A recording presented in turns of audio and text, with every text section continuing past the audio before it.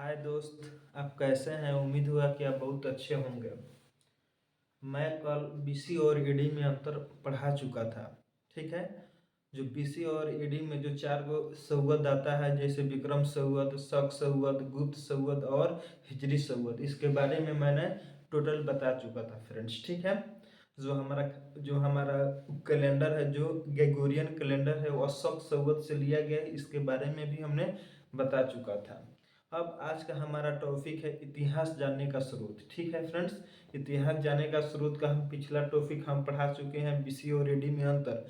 आज हमारा next topic है वेद के बारे में हम लोग जानेंगे फ्रेंड्स। ठीक है। उसका जो भी हम लोग एंशियंट हिस्ट्री है, उसके जो स्रोत है, उसका जानने का स्रोत है, उसके बारे में हम लोग जानने का हम लोग प्रयास करेंगे मेरे भाई। ठीक है। अब हम चल रहे हैं शुरू करना। इतिहास जानने का स्रोत।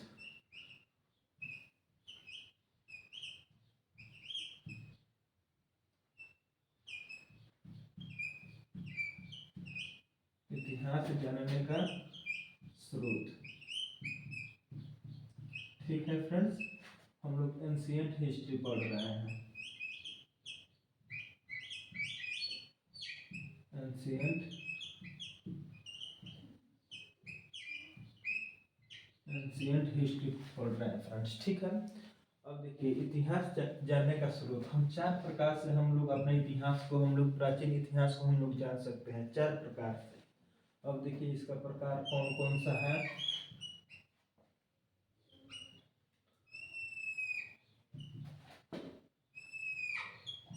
चार प्रकार से हम लोग इसका जो भी सिस्टम है हम लोग पहचान सकते हैं, इसको हम लोग जान सकते हैं। इतिहास जानने का स्रोत है वो चार प्रकार से हम लोग जान सकते हैं। एक में है धर्म ग्रंथ। क्या है? धर्म ग्रंथ है फ्रेंड्स। क्या है? धर्म ग्रंथ है। ठीक है। एक में है धर्म ग्रंथ और दो में क्या है? दो में है फ्रेंड्स ऐतिहासिक ग्रंथ। दो में क्या है? ऐतिहासिक ग्रंथ है। दो में क्या है? ऐतिहासिक ग्रंथ है। दो में क्या है? ऐतिहासिक ग्रंथ है। तीन में क्या है? विदेशियों यात्रियों का विदेशी यात्रियों का विदेशी यात्रियों का विवरण है। क्या है? यात्री।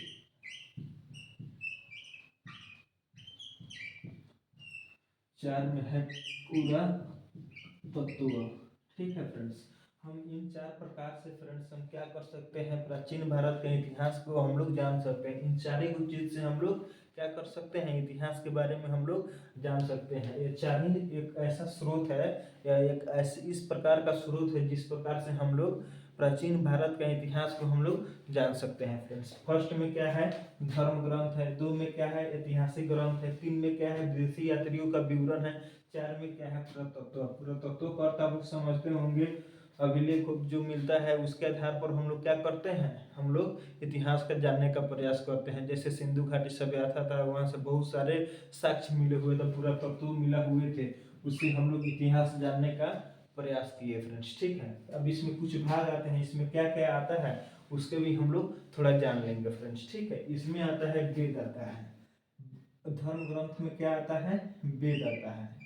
क्या आता है? वेद आता है। उसके बाद में वेदांग आता है। क्या आता है? वेदांग आता है फ्रेंड्स। क्या आता है? वेदांग आता है। ठीक है। उसके बाद में इसमें पुराण आता है। क्या आता है? पुराण आता है फ्रेंड्स। ठीक है। उसके बाद में आता है उपनिषद। उसके बाद में क्या आता है? उपनिषद आता है। उपनिषद आता है। उसके बाद में क्या आता है? इसमें उपनिषद आता है। ठीक है फ्रेंड्स।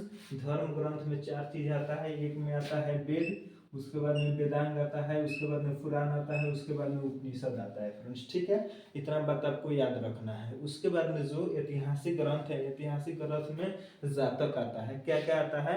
जातक आता है। क्या आता है? जातक आता है। क्या आता है? जातक। जातक आता है। उसके बाद में आगम आता है। क्या आता है? आगम आता है फ्रेंड्स। क्या आता है? आगम आता है। एक में क्या आता है? जातक आता है। दो में क्या आता है? आगम आता है। उसके बाद में तीन में अष्ट दायित्व आता है। अष्ट अष्ट अष्ट अष्टध्यायी आता है। क्या आता है? अष्टध्यायी आता है। क्या आता है फ्रेंड्स? अष्टध्यायी, अष्टध्यायी आता है। क्या आता है? अष्टध्यायी आता है। उसके बाद में तरंगिणी आता है। राज तरंगिणी, राज तरंगिणी आता है। राज तरंगिणी आता है फ्रेंड्स। क्या आता है?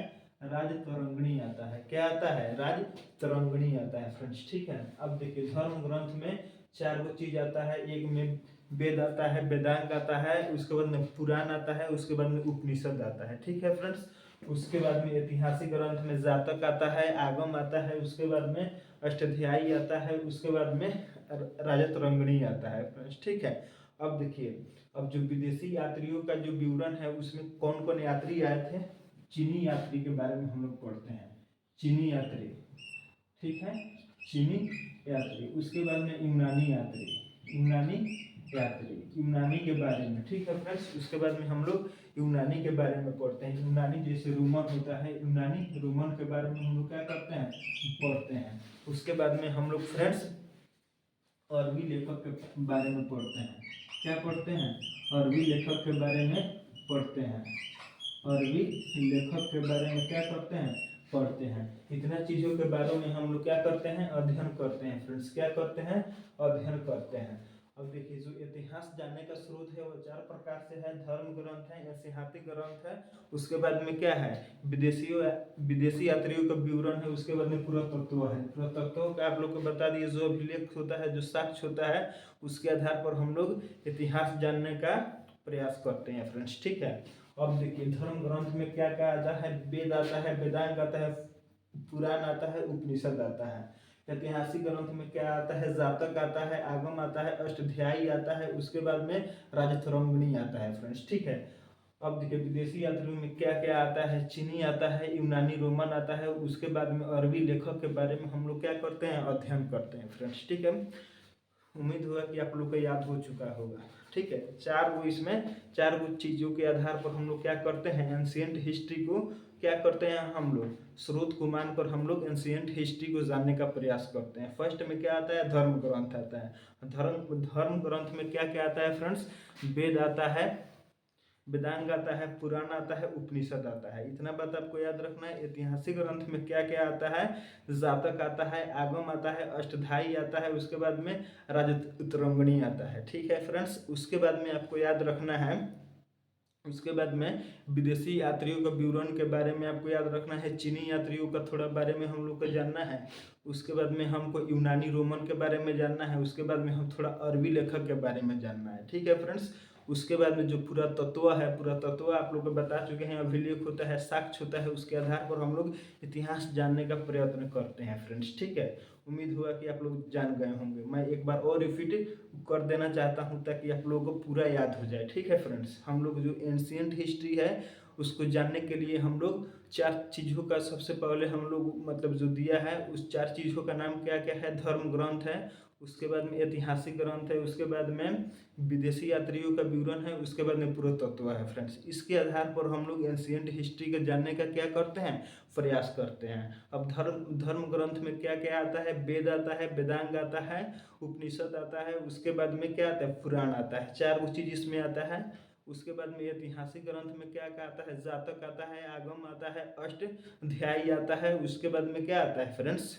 उसके बाद में आपका राजतरंगिणी आता है। ठीक है। अब अरबी लेखक के बारे में अब देखिए, विदेशी यात्रियों के विवरण में क्या क्या आता है? चीनी आता है, उसके बाद में यूनानी आता है, रोमन आता है, उसके बाद में अरबी लेखक के बारे में हम लोग अध्ययन करते हैं। जो पुरातत्व है अभी आपको बताए हैं, अभिलेख जो शिलालेख है, जो उसमें साक्ष्य है, उसके आधार पर हम लोग क्या करते हैं? इतिहास का अध्ययन करते हैं। ये सब स्रोत है हमारा फ्रेंड्स। क्या है?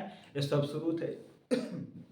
इसी के द्वारा हम लोग क्या करते हैं? इतिहास का अध्ययन करते हैं। क्या करते हैं? इसी के द्वारा हम लोग इतिहास का अध्ययन करते हैं। उम्मीद होगा कि ये बात आप लोग को समझ में आ चुका होगा। आप स्क्रीनशॉट ले सकते हैं फ्रेंड्स।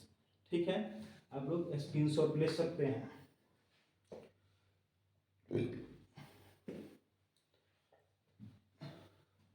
पानी लाइए ना गिलास।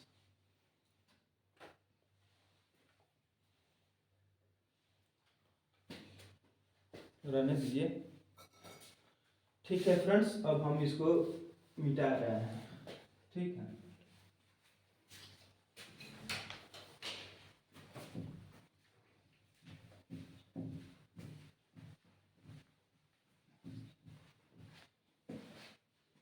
अब देखिए फ्रेंड्स, जो धर्म ग्रंथ है उसमें क्या क्या आता है? वेद आता है, वेदांग आता है, पुराण आता है, उसके बाद में क्या आता है?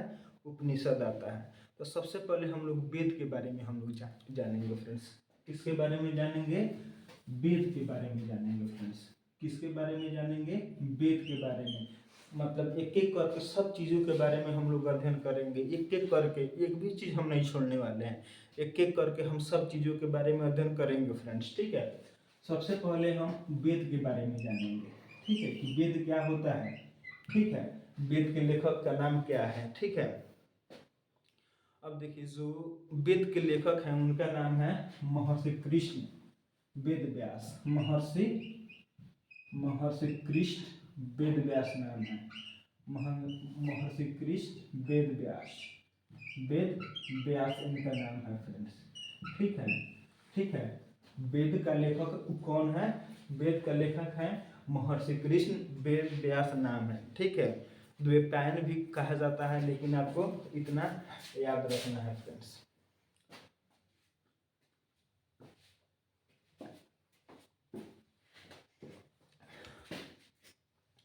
ठीक है फ्रेंड्स, महर्षि कृष्ण वेद व्यास है, ठीक है। इतना बात आपको याद रखना है। अब देखिए, जो वेद का प्रकार होता है ना, 4 प्रकार का होता है। वेदों की प्रकार, वेदों की प्रकार, वेदों की प्रकार। ये कितने प्रकार की होती हैं? 4 प्रकार की होती हैं। ये कितने प्रकार की होती हैं? 4 प्रकार की होती है फ्रेंड्स। ये कितनी प्रकार की होती है? 4 प्रकार की होती है। 4 प्रकार की होती है।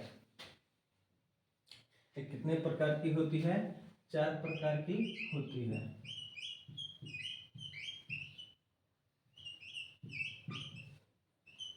चार प्रकार की होती है। एक में आता है ऋग्वेद। एक में क्या आता है? ऋग्वेद आता है फ्रेंड्स। क्या आता है? ऋग्वेद। क्या आता है? ऋग्वेद। एक में क्या आता है? ऋग्वेद। इतना बात आपको याद रखना है। 2 में आता है यजुर्वेद। 2 में क्या आता है?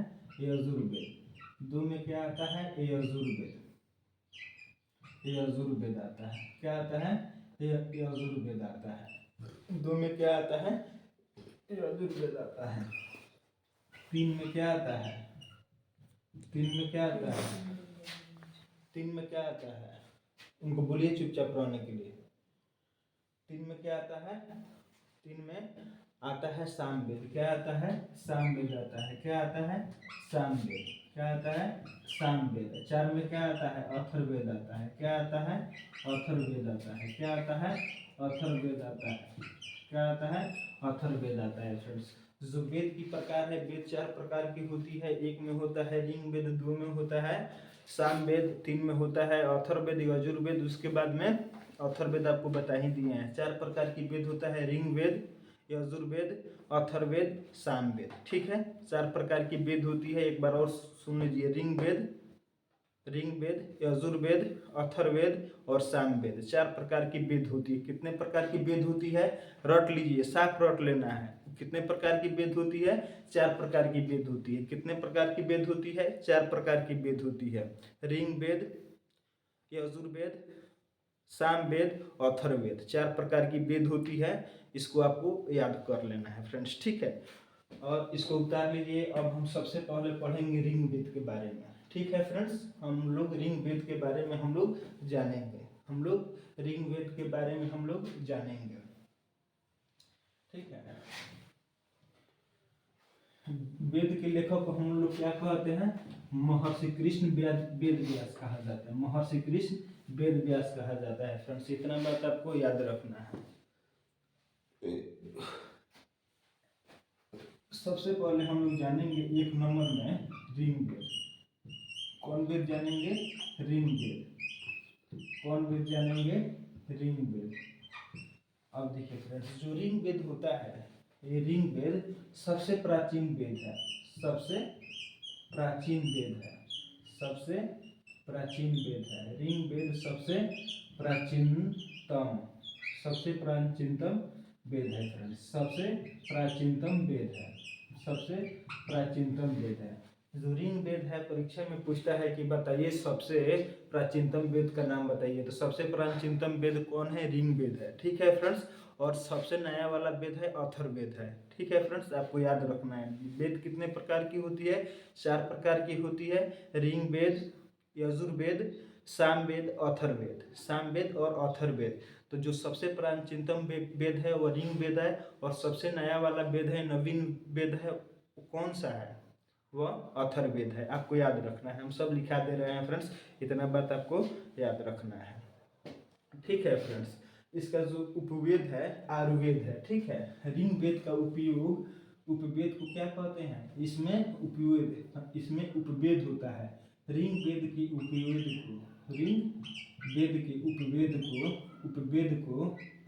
को क्या कहते हैं? आयुर्वेद कहते हैं। उपवेद को आयुर्वेद कहते हैं। क्या कहते हैं? आयुर्वेद कहते हैं। क्या कहते हैं?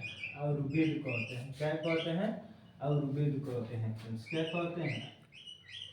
आयुर्वेद कहते हैं। क्या कहते हैं? आयुर्वेद कहते हैं। ठीक है फ्रेंड्स, ऋग्वेद के उपवेद को हम लोग क्या कहते हैं? आयुर्वेद कहते हैं। क्या कहते हैं? आयुर्वेद कहते हैं। क्या कहते हैं? आयुर्वेद कहते हैं फ्रेंड्स। ऋग्वेद के उपवेद को हम लोग क्या कहते हैं? आयुर्वेद कहते हैं। ठीक है फ्रेंड्स, अब देखिए ऋग्वेद में 10 मंडल है। इस ऋग्वेद में कितने मंडल है? 10 मंडल है। ठीक है फ्रेंड्स, 10 मंडल है। 1028 ऋचाएँ हैं, अर्थात रचनाएं हैं। कितनी रचनाएं हैं? 1028 रचनाएं हैं। इस रचनाएं को पढ़ने वाला आदमी को हम लोग क्या कहते हैं? क्या कहते हैं? होत्र कहते हैं। क्या कहते हैं? होत्र कहते हैं। ठीक है फ्रेंड्स, क्या कहते हैं? होत्र कहते हैं। और यहाँ पे आपको लिखना होगा ऋग्वेद में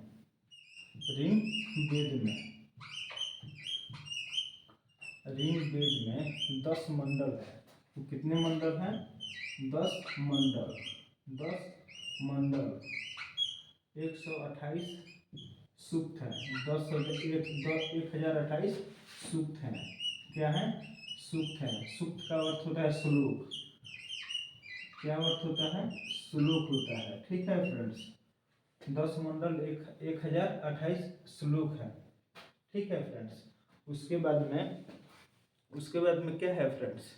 उसके बाद में 10,462 ऋचाएँ हैं। 10,462 क्या है? ऋचाएँ हैं। क्या है? ऋचाएँ हैं। क्या है? ऋचाएँ हैं। क्या है? इधर आप लोग को नहीं दिख रहा होगा। क्या है? ऋचाएँ हैं। क्या है? ऋचाएँ हैं। क्या है? ऋचाएँ हैं। ठीक है फ्रेंड्स, इतना बात आपको याद रखना है। ऋग्वेद में 10 मंडल है, 1028 सूक्त है अर्थात श्लोक है। उसके बाद में 10,462 क्या है? ऋचाएँ हैं। ऋचाएँ का अर्थ होता है रचनाएं। क्या होता है? अर्थ रचनाएं होता है। आपको याद रखना पड़ेगा। अब देखिए, इस ऋचाएँ को पढ़ने वाला आदमी को हम लोग क्या कहते हैं? होत्र कहते हैं। क्या कहते हैं? होत्र कहते हैं। क्या कहते हैं? होत्र कहते हैं। क्या कहते हैं? होत्र कहते हैं। सवाल ये पूछता है कि बताइए ऋग्वेद के रचनाएं को पढ़ने वाले व्यक्ति को हम लोग क्या कहते हैं? तो होत्र कहते हैं। क्या कहते हैं? होत्र कहते हैं। आपको इतना बात याद रखना होगा। ठीक है फ्रेंड्स, सबसे पहले हम आपको पढ़ाए हैं ऋग्वेद कितने प्रकार की होती है? 4 प्रकार की होती है। कौन कौन सा वेद होता है? ऋग्वेद होता है, यजुर्वेद होता है, सामवेद होता है, अथर्ववेद होता है। जो सबसे प्राचीनतम वेद है वो ऋग्वेद है, और सबसे नवीन वेद है वो अथर्ववेद है फ्रेंड्स। ठीक है, अब वेद के रचयिता को हम लोग क्या कहते हैं? उनका नाम क्या है? महर्षि वाल्मीकि। क्या नाम था उनका? वाल्मीकि। ठीक है फ्रेंड्स, महर्षि कृष्ण नाम था। उनका नाम क्या था? महर्षि कृष्ण वेद व्यास नाम था। ठीक है फ्रेंड्स, आपको इतना याद रखना होगा। ऋग्वेद जो है सबसे प्राचीनतम वेद है फ्रेंड्स। ठीक है, ऋग्वेद में क्या होता है? उसके उपवेद का नाम क्या है? ऋग्वेद का उपवेद का नाम है आयुर्वेद। क्या नाम है? आयुर्वेद। ऋग्वेद में क्या है? ऋग्वेद में 10 मंडल है, 1028 सूक्त है अर्थात श्लोक है, 10,462 क्या है? ऋचाएँ हैं अर्थात रचनाएं हैं। क्या है? रचनाएं हैं। रचनाएं को पढ़ने वाले आदमी को हम लोग क्या कहते हैं? होत्र कहते हैं। क्या कहते हैं? होत्र कहते हैं। इतना बात आपको याद रखना होगा मेरे भाई। ठीक है, इतना बात आपको याद रखना होगा। ठीक है, क्या कहते हैं, पुत्र कहते हैं। अब थोड़ा 10 मंडल में थोड़ा 3-4 मंडल अच्छा है, उसके बारे में हम लोग को जानना बहुत जरूरी है फ्रेंड्स। ठीक है, इतना आप लोग उतारिए। ठीक है, इतना आप लोग उतारिए। ऋचाएं की संख्या कितनी है, 10,462 है, 10,462 है। ठीक है फ्रेंड्स, 10,462 है, 10,462 है। अब देखिए 10 मंडल, इसमें कितना मंडल है, 10 मंडल है, 10 मंडल है। तो कितने मंडल है, 10 मंडल। अब देखिए फ्रेंड्स, जो 10वां मंडल है, 10वां मंडल में जो 10वां मंडल है, जो 10वां मंडल है, 10वां मंडल में पुरुष सूक्त का वर्णन है। 10वां मंडल में, 10वां मंडल में पुरुष सूक्त का, पुरुष सूक्त का वर्णन है, पुरुष सूक्त का वर्णन है, पुरुष सूक्त का वर्णन है। 10वां मंडल में 10 गो मंडल है, तो 10वां मंडल में पुरुष सूक्त का वर्णन है, पुरुष सूक्त का वर्णन है। ठीक है फ्रेंड्स, पुरुष सूक्त का वर्णन है। ठीक है, अब देखिए इसमें पुरुष सूक्त का अर्थ होता है, जो यहाँ पे वर्ग था, तो मतलब जो भी मतलब 10वां मंडल में जो भी वर्ग था वो 4 वर्गों में बांटा हुआ था फ्रेंड्स। एक में था ब्राह्मण, एक में ब्राह्मण था, उसके बाद में क्षत्रिय था, उसके बाद में क्षत्रिय था, उसके बाद में वैश्य था, वैश्य, उसके बाद में शूद्र था, उसके बाद में शूद्र था। ठीक है फ्रेंड्स, उसके बाद में शूद्र था, वैश्य था, उसके बाद में शूद्र था। ठीक है फ्रेंड्स, अब जो मान के चलिए 10वां मंडल में पुरुष सूक्त का वर्णन है, तो पुरुष सूक्त में 4 मतलब जितने भी समाज था वो सारा समाज 4 वर्गों में विभाजित था। एक में ब्राह्मण था, एक में ब्राह्मण, 2 में क्षत्रिय, 3 में वैश्य, उसके बाद में शूद्र, उसके बाद में शूद्र था, उसके बाद में शूद्र था फ्रेंड्स, उसके बाद में शूद्र था, ब्राह्मण ऐसे लिखा जाता है, उसके बाद में शूद्र था। इतना आपको बात याद रखना है फ्रेंड्स। ठीक है, अब देखिए 10वां मंडल हो गया। अब आइए 9वां मंडल में, 9वां मंडल क्या कहता है। अब देखिए फ्रेंड्स, जो 9वां मंडल था, 9वां मंडल, 9वां मंडल था, तो 9वां मंडल में 9वां मंडल सोम देवता का, सोम देवता को समर्पित है। 9वां मंडल सोम देवता को क्या है, समर्पित है, सोम देवता को क्या है, समर्पित है, समर्पित है, समर्पित है, समर्पित है। जो 9वां मंडल है वो सोम देवता को क्या है, समर्पित है फ्रेंड्स। ठीक है, और जो उसके बाद में जो 8वां मंडल है, 8वां मंडल है वह हस्तलिखित ऋचाएं हैं। 8वां मंडल में क्या है, 8वां मंडल में, 8वां मंडल में क्या है, 8वां मंडल में क्या है, 8वां मंडल में हस्तलिखित ऋचाएं का वर्णन है, हस्तलिखित, हस्तलिखित ऋचाएं का वर्णन है, ऋचाएं का वर्णन है, ऋचाएं का वर्णन है, ऋचाएं का वर्णन है, हस्तलिखित ऋचाएं का वर्णन है। अब देखिए इस ऋचाएं को, 8वां मंडल की ऋचाएं को जो पढ़ता है उसको क्या कहते हैं, खिल कहते हैं। क्या कहते हैं, खिल कहते हैं। क्या कहते हैं, खिल कहते हैं। क्या कहते हैं फ्रेंड्स, खिल कहते हैं।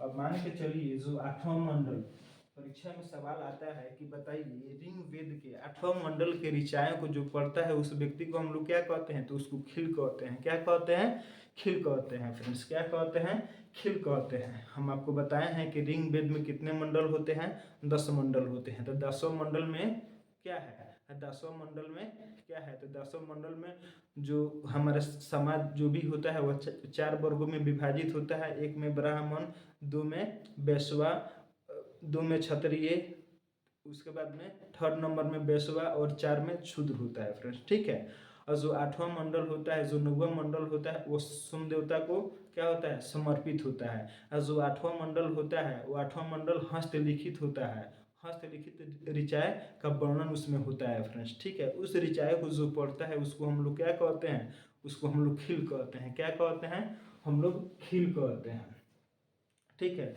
अब परीक्षा में ये भी पूछता है कि बताइए ऋग्वेद के किस मंडल में पुरुष सूक्त का वर्णन है, किस मंडल में पुरुष सूक्त का वर्णन है, तो 10वें मंडल में। कौन मंडल में, 10वें मंडल में पुरुष सूक्त का वर्णन है। आपको इतना याद रखना होगा फ्रेंड्स, ठीक है। अब हम चल रहे हैं फ्रेंड्स, अब हम चल रहे हैं 3वां मंडल पर, 3वां मंडल पर।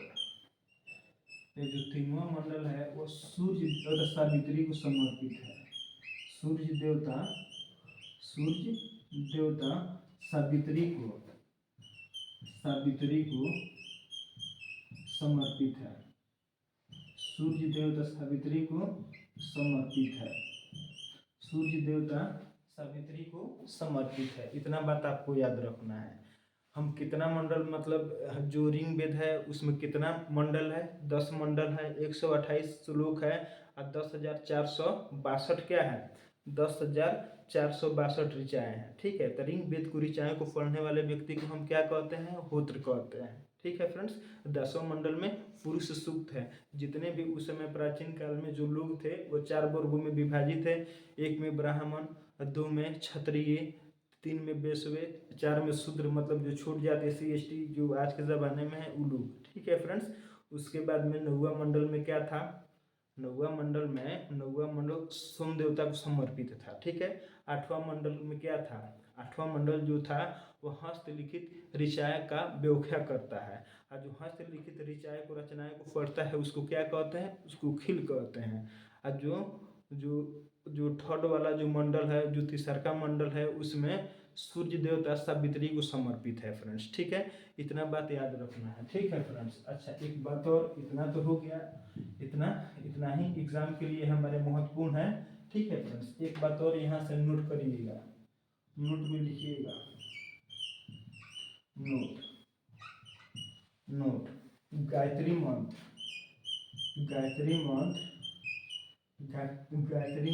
ऋग्वेद में ही है। जो गायत्री मंत्र होता है, ओम भूर्भुवः स्वः तत्सवितुर्वरेण्यं भर्गो यो न प्रचोदयात्, ठीक है। ये सब जो मंत्र होता है जिससे मन की शुद्धि होती है, ये मंत्र कहाँ पे है, ऋग्वेद में है। कहाँ से लिया गया है, ऋग्वेद में लिया गया, अर्थात ऋग्वेद में उपस्थित है ये मंत्र। गायत्री मंत्र ऋग्वेद में क्या है, ऋग्वेद में क्या है, उपस्थित है। ऋग्वेद में क्या है, उपस्थित है। ऋग्वेद में क्या है, उपस्थित है फ्रेंड्स, ठीक है। ऋग्वेद में क्या है, उपस्थित है। अब देखिए, ऋग्वेद में 250 मंत्र इंद्र देवता को समर्पित है। एक बात और लिखिएगा, नोट नंबर 1 हो गया, नोट नंबर 1 लिख लीजिए और नोट नंबर 2, ठीक है फ्रेंड्स। अब देखिए 250 मंत्र ऋग्वेद में, यहाँ पे लिखिए ऋग्वेद में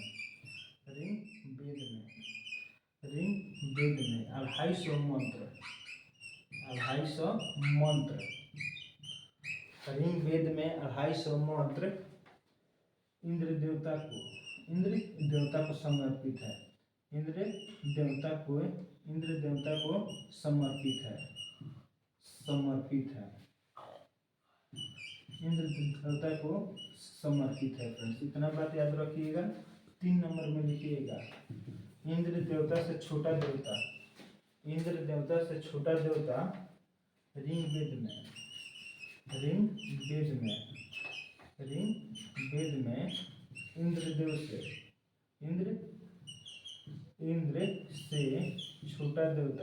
इंद्र से छोटा देवता अग्नि को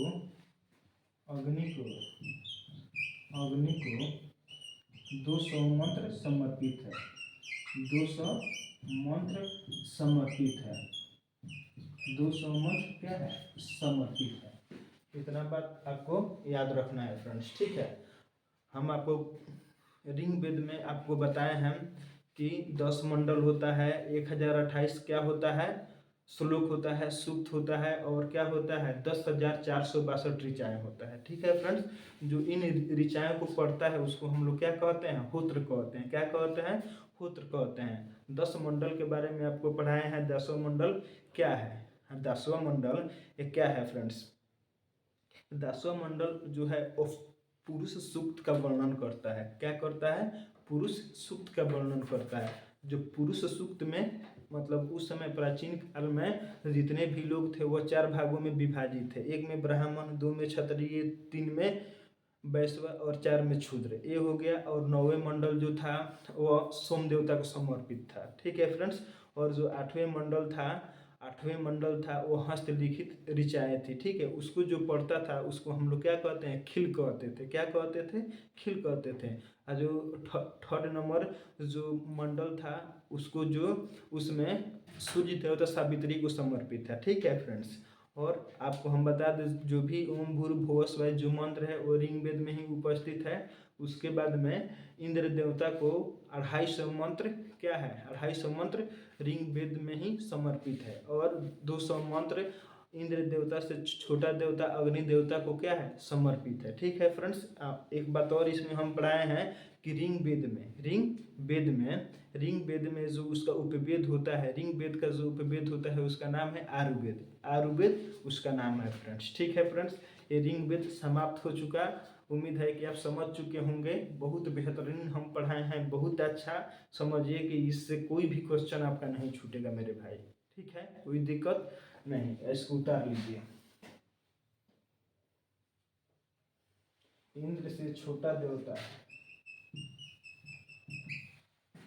अग्नि को 200 मंत्र समर्पित है।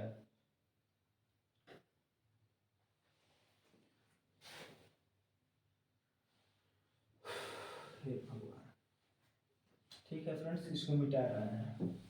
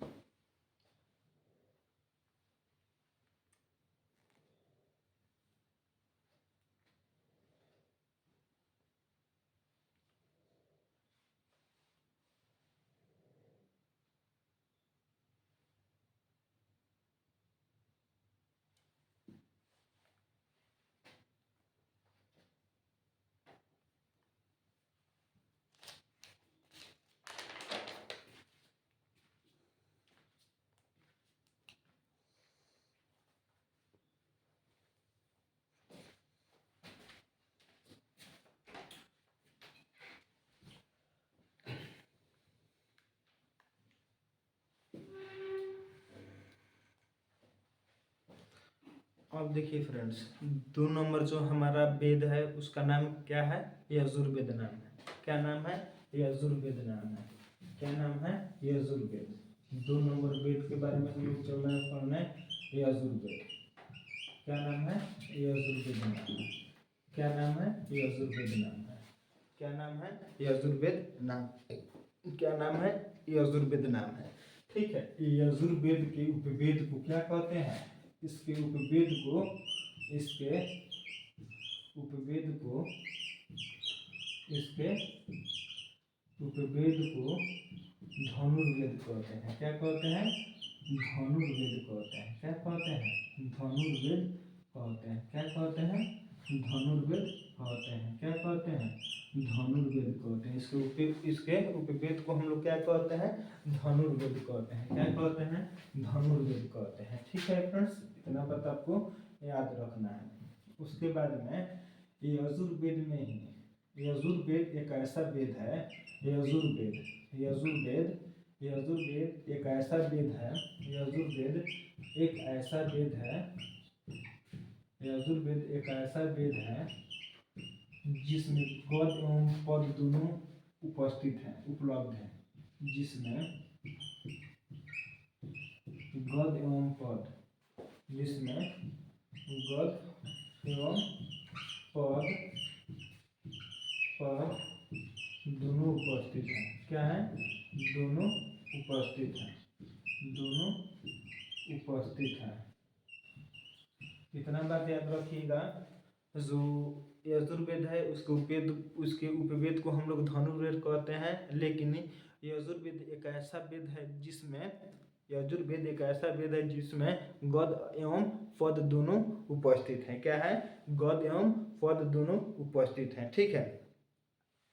इसके इसके जो ऋचाओं को पढ़ने वाले व्यक्ति को, अब लिखिए अगला, इसके ऋचाएँ को चाहे रचनाओं को, इसके रचनाओं या ऋचाएँ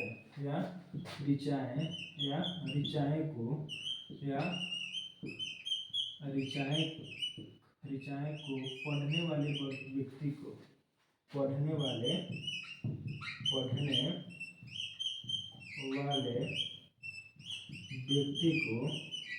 क्या कहते हैं? व्यक्ति को, अब देखिए, जो इसकी रचनाओं या ऋचाएँ को पढ़ने वाले व्यक्ति को अधर्वी कहते हैं। क्या कहते हैं? अधर्वी कहते हैं। क्या कहते हैं? अधर्वी कहते हैं। क्या कहते हैं? अधर्वी कहते हैं। क्या कहते हैं? अधर्वी कहते हैं। क्या कहते हैं? अधर्वी कहते हैं। आपको इतना बात याद रखना होगा। क्या कहते हैं? अधर्वी कहते हैं। क्या कहते हैं? अधर्वी कहते हैं। अधर्वी, बहुत नाम इसका हाल है। क्या कहते हैं? अधर्वी कहते हैं। इसकी रचनाओं या ऋचाओं को पढ़ने वाले व्यक्ति को हम लोग क्या कहते हैं? अधर्वी कहते हैं। क्या कहते हैं? अधर्वी कहते हैं। ठीक है फ्रेंड्स, इतना बात आपको याद रखना है। इसमें ज़्यादा महत्वपूर्ण नहीं है, बस इतना ही हमारे लिए महत्वपूर्ण है। अब देखिए, जो यजुर्वेद होता है, ये यजुर्वेद के उपवेद को हम लोग क्या कहते हैं? धनुर्वेद कहते हैं। ठीक है। इसकी ऋचाओं को पढ़ने वाले व्यक्ति को हम लोग क्या कहते हैं? क्या कहते हैं? या धर्मवी कहते हैं। ठीक है फ्रेंड्स, और जो इसका और इसमें ये यजुर्वेद एक ऐसा वेद है जिसमें गद एवं पद दोनों उपस्थित है। ठीक है फ्रेंड्स, इतना बात आपको याद रखना है। ठीक है। अब हम आगे चल रहे हैं सामवेद पर। कहाँ पे चल रहे हैं? सामवेद पर।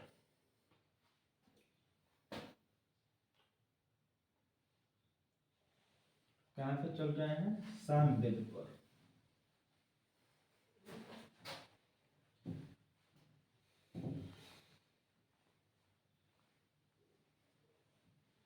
कहाँ पे चल रहे हैं फ्रेंड्स?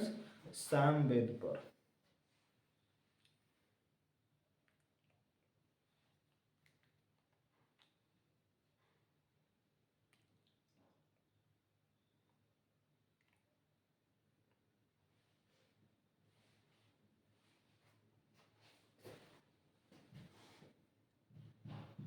ये 3 नंबर है। ये कितना नंबर है?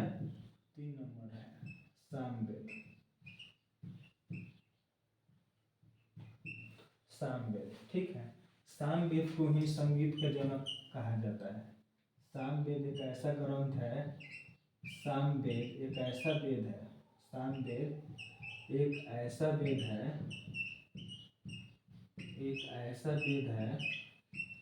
सामवेद एक ऐसा वेद है जिसे सामवेद एक ऐसा वेद है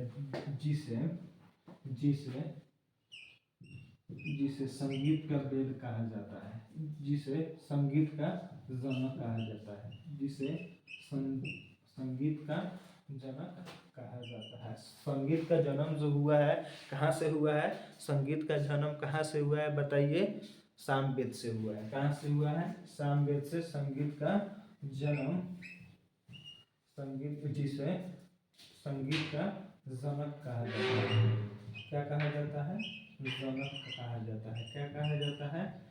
जनक कहा जाता है। क्या कहा जाता है? जनक कहा जाता है। इतना बात आपको याद रखना है। इतना बात आपको याद रखना है। और इसके उपवेद को, सामवेद के उपवेद को, सामवेद के उपवेद को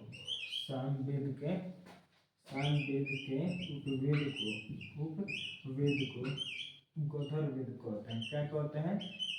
गधर्वेद कहते हैं। क्या कहते हैं? गधर्वेद कहते हैं। क्या कहते हैं? उपवेद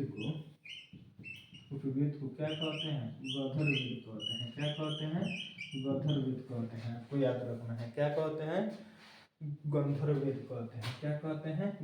गंधर्ववेद कहते हैं। गंधर्ववेद कहते हैं। क्या कहते हैं? गंधर्ववेद कहते हैं। क्या कहते हैं? गंधर्ववेद कहते हैं। सामवेद को उपवेद को क्या कहते हैं? गंधर्ववेद कहते हैं। आपको इतना याद रखना है फ्रेंड्स, ठीक है? इतना ही है, ज़्यादा नहीं है, ठीक है? हाँ, और इसकी ऋचाएँ को पढ़ने वाले व्यक्ति को हम लोग क्या कहते हैं? उद्धृत कहते हैं, उदात्तृत। इसकी ऋचाएँ को, सामवेद की ऋचाएँ को, सामवेद के ऋचाएँ को, चाहे रचनाएँ को, ऋचाएँ को पढ़ने वाले व्यक्ति को, पढ़ने वाले व्यक्ति को, पढ़ने वाले व्यक्ति को क्या कहते हैं? पढ़ने वाले व्यक्ति को उद्रादित कहते हैं। क्या कहते हैं? उद्रादित, उद्रादित, उद्रादित कहते हैं। क्या कहते हैं? उद्रादित कहते हैं। क्या कहते हैं? उद्रादित कहते हैं। क्या कहते हैं? उद्रादित कहते हैं। ठीक है फ्रेंड्स, सामवेद की ऋचाएँ को पढ़ने वाले व्यक्ति को हम लोग क्या कहते हैं? उद्रादित कहते हैं। इतना बात आपको याद रखना है, ठीक है फ्रेंड्स? क्या कहते हैं? उद्रादित कहते हैं, ठीक है? बस इतना आप लोग शॉर्ट ले लीजिए, शॉर्ट ले लीजिए, स्क्रीनशॉट ले लीजिए।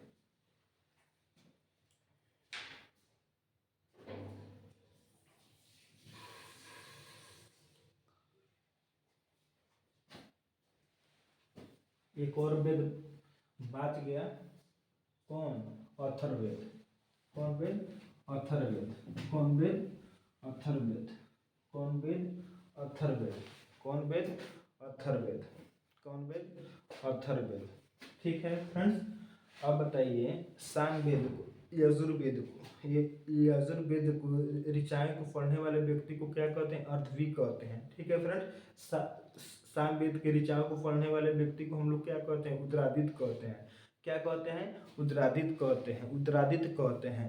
यजुर्वेद के ऋचाएँ को पढ़ने वाले व्यक्ति को हम लोग क्या कहते हैं? क्या कहते हैं? यजुर्वेद के ऋचाएँ को पढ़ने वाले व्यक्ति को हम लोग क्या कहते हैं? क्या कहते हैं? अथर्वज कहते हैं। ठीक है फ्रेंड्स, और सामवेद के ऋचाएँ को पढ़ने वाले व्यक्ति को हम लोग क्या कहते हैं? क्या कहते हैं? उदादृत कहते हैं। क्या कहते हैं? उद्रादृत कहते हैं। ठीक है फ्रेंड्स, और ऋग्वेद के ऋचाएँ को पढ़ने वाले व्यक्ति को हम लोग क्या कहते हैं? होत्र कहते हैं। क्या कहते हैं? होत्र कहते हैं। इतना बात आपको याद रखना है। क्या कहते हैं? होत्र कहते हैं। ठीक है, ऋग्वेद के ऋचाएँ को पढ़ने वाले व्यक्ति को होत्र कहते हैं। उसके बाद में यजुर्वेद के ऋचाएँ को पढ़ने वाले व्यक्ति को ऊर्ध्वध्र कहते हैं। उसके बाद में सामवेद के ऋचाएँ को पढ़ने वाले व्यक्ति को उद्रात कहते हैं। ठीक है फ्रेंड्स, इतना बात आपको याद रखना है। ठीक है, अब हम अगला चल रहे हैं अथर्ववेद पर। ठीक है फ्रेंड्स, अथर्ववेद पर चल रहे हैं। कहाँ चल रहे हैं? अथर्ववेद पर चल रहे हैं। 4 नंबर लास्ट वेद है अथर्ववेद। कौन वेद है? अथर्ववेद है।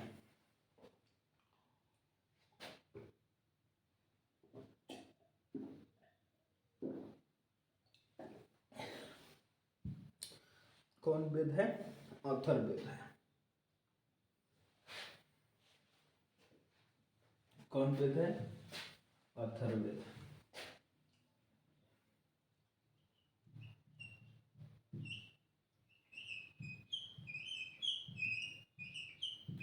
कौन नंबर वेद है? अथर्ववेद है।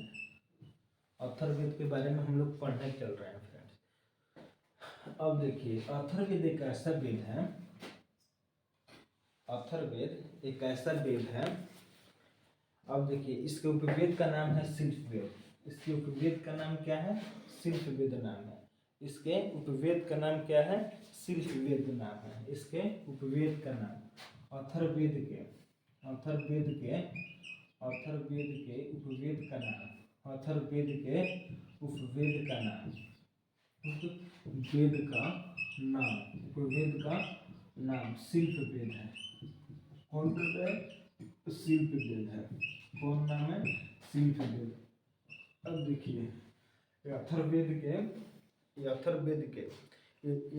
के उपवेद का नाम शिल्पवेद है। ऋग्वेद के उपवेद का नाम क्या है? आयुर्वेद है। उसके बाद में क्या है? सामवेद के, ठीक है फ्रेंड्स, सामवेद के उपवेद का नाम क्या है? क्या नाम है, गधर्वेद नाम है। क्या नाम है, गधर्वेद नाम है फ्रेंड्स, ठीक है, गधर्वेद नाम है। और यजुर्वेद के उपवेद का नाम क्या है, धनुर्वेद नाम है। क्या नाम है, धनुर्वेद नाम है।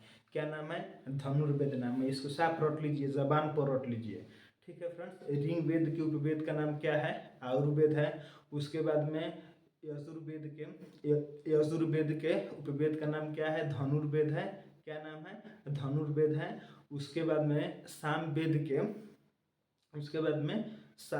के उपवेद का नाम क्या है, गंधर्वेद नाम है। क्या नाम है, गंधर्वेद नाम है। और अथर्ववेद के उपवेद का नाम क्या है फ्रेंड्स, अथर्ववेद के शिल्पवेद नाम है। क्या नाम है, शिल्पवेद नाम है। क्या नाम है, शिल्पवेद नाम है। आप 4 को याद रखिए। ऋग्वेद के उपवेद का नाम क्या है, आयुर्वेद है। यजुर्वेद के उपवेद का नाम क्या है, धनुर्वेद है। उसके बाद में सामवेद के उपवेद का नाम क्या है, सामवेद के उपवेद का नाम क्या है, गंधर्वेद है। उसके बाद में इसका अथर्ववेद के उपवेद का नाम क्या है, अथर्ववेद के उपवेद का नाम है शिल्पवेद। क्या नाम है, शिल्पवेद नाम है। बस इतना आपको 4 को याद करना है, ठीक है फ्रेंड्स। 4 याद हो जाएगा तो समझिए सब याद हो गया फ्रेंड्स, ठीक है। अब देखिए, इसके उपवेद को हम क्या कहते हैं, शिल्पवेद कहते हैं। इसके उपवेद का नाम क्या है, शिल्पवेद नाम है। क्या नाम है, शिल्पवेद नाम है फ्रेंड्स, ठीक है। अब देखिए, अथर्ववेद में अथर्ववेद में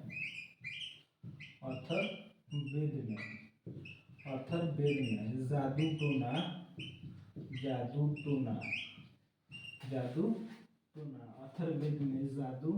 टोना, वैश्वीकरण,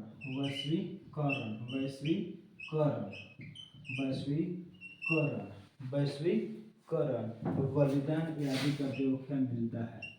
बलिदान आदि का व्याख्या मिलता है, आदि का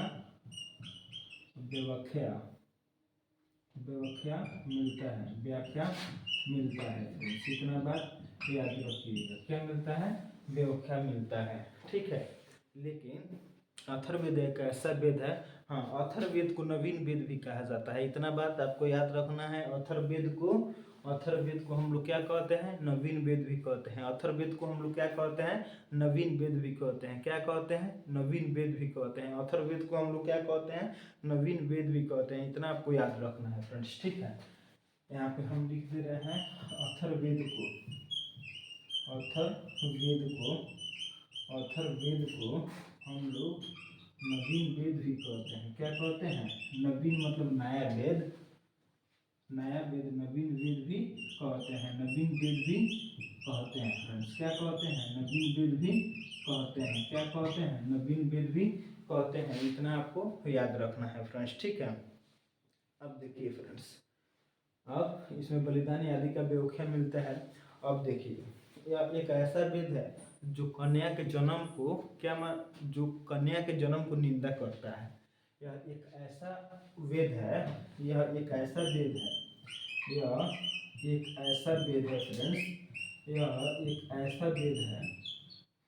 जो कन्या के जन्म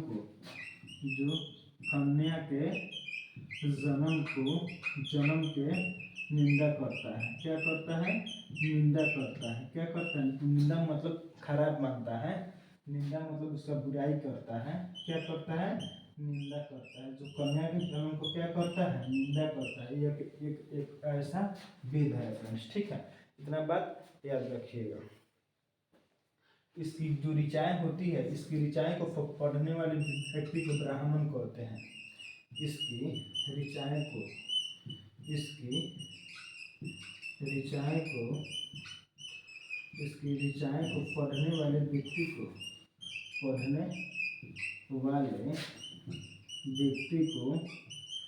पढ़ने वाले व्यक्ति को इसकी ऋचाएँ को पढ़ने वाले व्यक्ति को ब्राह्मण कहते हैं। क्या कहते हैं, ब्राह्मण कहते हैं। क्या कहते हैं, ब्राह्मण कहते हैं।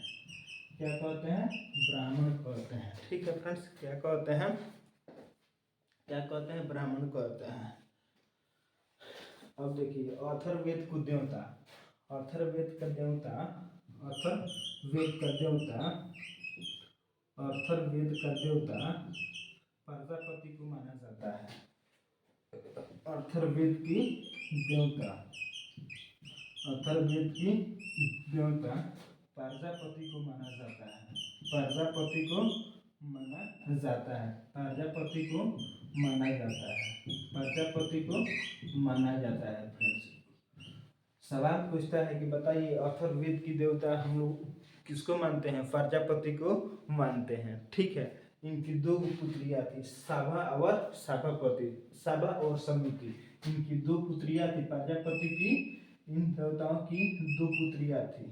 कितनी पुत्रियां थी प्रजापति को, यहाँ पे लिख दे रहे हैं, प्रजापति की, प्रजापति की दो पुत्रियां थी, एक का नाम था साभा, एक का नाम था समिति, एक का नाम क्या था, समिति नाम था। फ्रेंड्स क्या नाम था, समिति नाम था। ठीक है फ्रेंड्स, आज हमारा वेद समाप्त हुआ। कल वेदांग की बारी आएगा, उसके बाद में पुराण की बारी आएगा, उसके बाद में उपनिषद की बारी आएगा, उसके बाद में जातक की बारी आएगा, उसके बाद में आगम की बारी आएगा। ठीक है पंडित, इसी तरह चलते चलते हम सब पढ़ लेंगे। उसके बाद में हमारा भारी आएगा विदेशी यात्रियों का, चीनी यात्रियों का, यूनानी, रोमन और अरबी लेखक के बारे में और पुरातत्वों के बारे में हम आप लोगों को पढ़ा चुके हैं। पुरातत्व जैसे सिंधु घाटी सभ्यता से क्या क्या हमको साक्ष्य मिला है उसको हम पढ़ा चुके हैं फ्रेंड्स, उसको पढ़ा चुके हैं। आप 2 और 3 नंबर वीडियो में जाकर देख लीजिएगा, पूरा कंप्लीट सिंधु घाटी सभ्यता हम पढ़ा चुके हैं फ्रेंड्स। ठीक है, एक आवश्यक सूचना है मेरे भाई, जिनके भी घर में 10th क्लास का बच्चा है और उसको मैथ में बहुत ज़्यादा प्रॉब्लम हो रहा है, तो एक यूट्यूब चैनल है मेरे सर का, मेरे गुरुजी का, ठीक है, जिनका नाम है राकेश तूफान सर। ठीक है, उस चैनल का नाम है राकेश तूफान क्लासेज। उस चैनल पर जाकर सर्च मारिए और पूरा वीडियो मैथ का डाला हुआ है, आप जाकर वहाँ से देख सकते हैं। ना रुपया लगेगा ना पैसा लगेगा, फ्री ऑफ कॉस्ट आप देख सकते हैं।